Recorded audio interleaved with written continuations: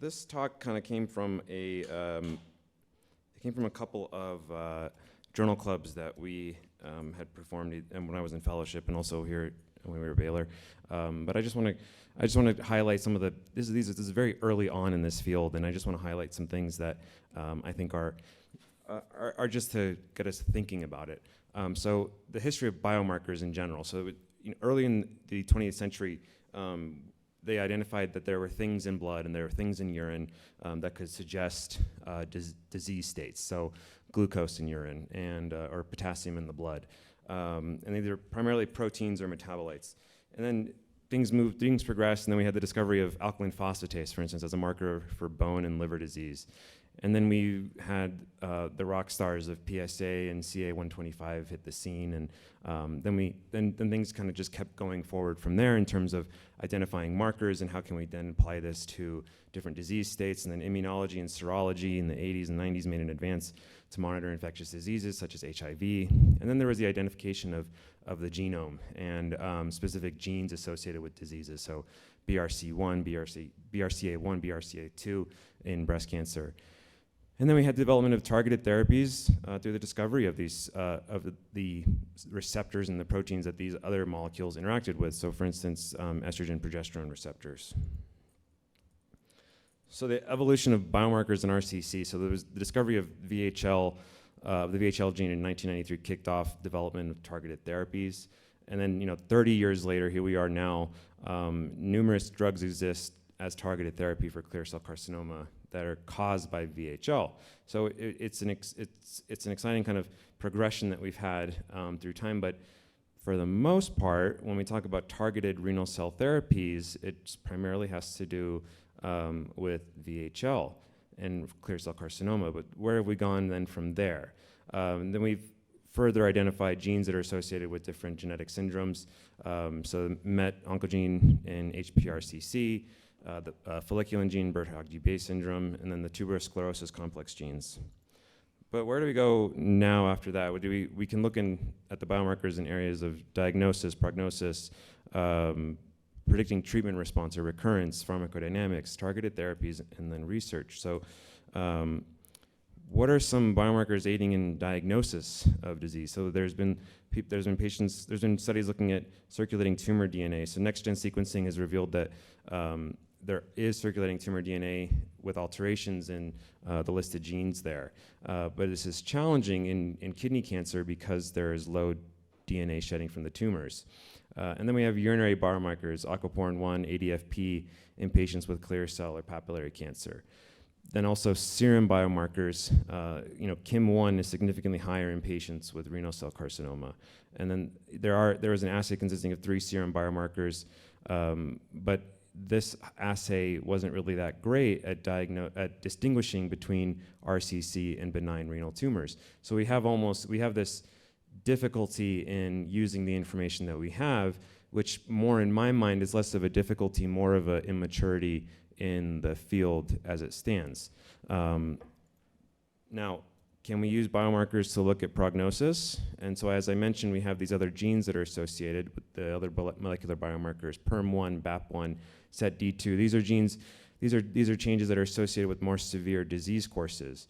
And then we have proteomic biomarkers. We have CA9, which is a transport protein that's expressed on the surfaces of tumor cells, which in a lot of different tumor cells, but this has been studied, and expression in some studies showed worse outcomes, and expression in other studies didn't demonstrate, they actually demonstrated better outcomes. So we're at this point at which we found things, but we don't necessarily know how to use them. But one of the kind of recent kind of stars of the field is PD-L1, or programmed death ligand 1.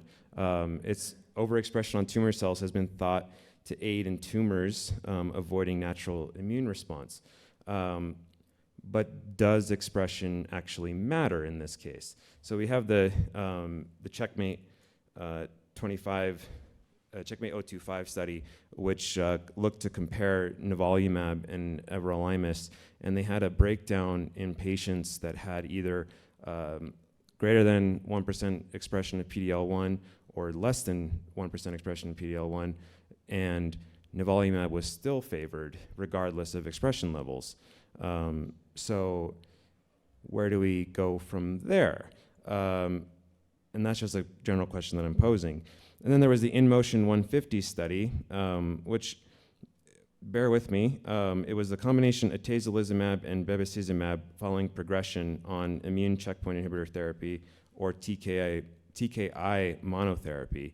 Again, it only showed that there was an improvement it only showed that there was, it only showed that patients that had received nivolumab, again, didn't matter if they had PD-L1 expression. There was improvement if they had received TKI and then went to the combination therapy. But again, the PD-L1 expression didn't matter in this case. So PD-L1 expression can be prognostic, but it's not predictive of outcomes in relation to ICI therapy. So we're still getting more studies done to see if these drug-drug combinations are helpful in this space. So there's more being done to look at it. Can we identify a prognostic and predictive biomarker then? And so the InMotion 151 and Javelin Renal 101 studies, they broke out their data, and they actually looked at RNA gene expression, which I think is a field that's going to keep improving. So RNA signatures can be used to predict treatment to immunotherapy versus angiogenic therapies. However, the sensitivity and specificity remains unreliable, but I think as we discover more in this RNA gene space, we should improve that sensitivity and specificity. Again, these are, what I want to just highlight is that people are looking at many different areas to then see if we can put something together, which I think is exciting, especially when it comes to imaging. I'll talk about MRI. So this is, I'm kind of trying to shift focus here, just see how does imaging now play a role with these biomarkers. So diffusion MRI can tell the difference between malignant versus non-malignant lesions, but the sensitivity, specificity aren't that great right now at 86 and 78% respectively. And then we have perfusion MRI, so tissue perfusion at the micropapillary level. So this is being studied in the realm of response to therapy in metastatic RCC. So MRI is still pretty early on in terms of differentiating tumors and masses, but it is being explored. And then we have contrast-enhanced ultrasound, which I think is becoming more and more common. So this relies on microbubbles being injected, which then show perfusion in the thought to be malignant masses. And sensitivities are as high as 93%, specificity as high as 100%. And I saw this, on clinicaltrials.gov, there was a trial undergoing to see how patients were responding to immunotherapy, and they were doing serial ultrasounds every 4 weeks as part of the trial, which I thought was a good use of it, a good use of the technology. It avoids radiation, avoids the cost of CT scans, and so I think that's an interesting kind of thing to move down to. And then we have the 99 technetium sestamibi scan, which has been kind of understood to differentiate between oncocytoma and clear cell RCC. In oncocytoma, the molecule accumulates in the mass, and less signal is seen in clear cell and chromophobe. And then sensitivity and specificity levels are getting up there, 87.5%, specificity as high as 95.2.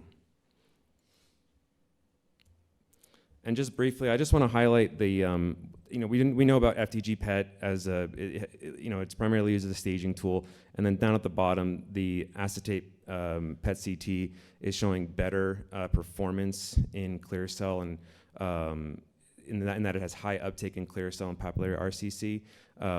So it has better quality in terms of staging compared to the FDG PET.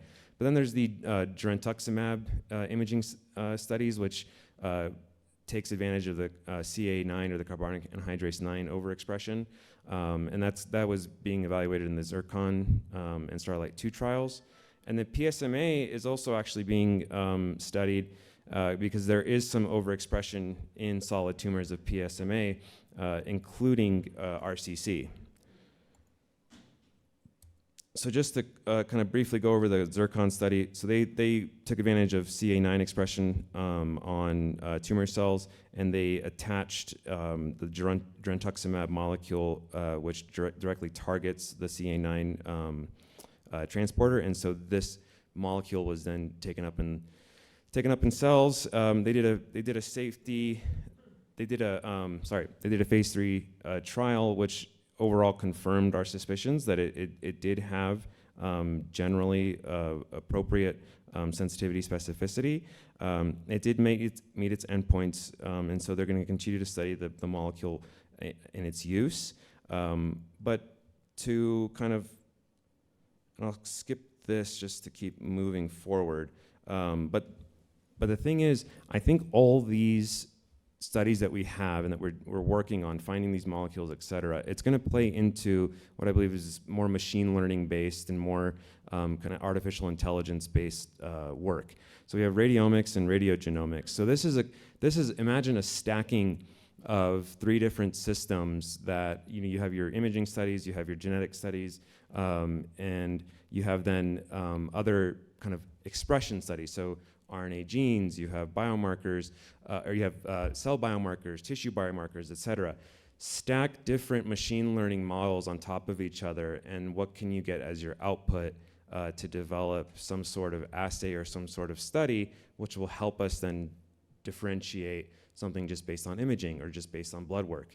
And so these are, you'll hear the term there, convolutional neural networks, to improve identification of malignant versus non-malignant masses. And that's basically just lots of machine learning kind of nodes stacked on each other with lots of information. And when you combine all those, you get higher sensitivity, higher specificity, even against a radiologist assessment. So integrating all this data together, I think, is where the future is headed. I think everything that I just talked about with respect to the molecular biomarkers, gene biomarkers, et cetera, I think that's all going to be data that's going to be pumped into these large neural networks that we will then hopefully take advantage of. So it's early on. So is any of this practice changing right now? Probably not. But so what exactly is the utility? In my opinion, I think hopefully Dr. Slaywin and I, as we age into our career, will see this come to bear. But I think it's just early on. But I do think, though, that as we get more and more advanced artificial intelligence systems, ability to just push in information from multiple sources, these systems will get smarter and smarter, and then we'll be able to use them to our advantage. So I think just discovery is happening, and the future is bright in that sense. But I hope that this was kind of a primer on what's being done and what's being looked at going forward. So, all right. Thank you for bearing with me through that talk.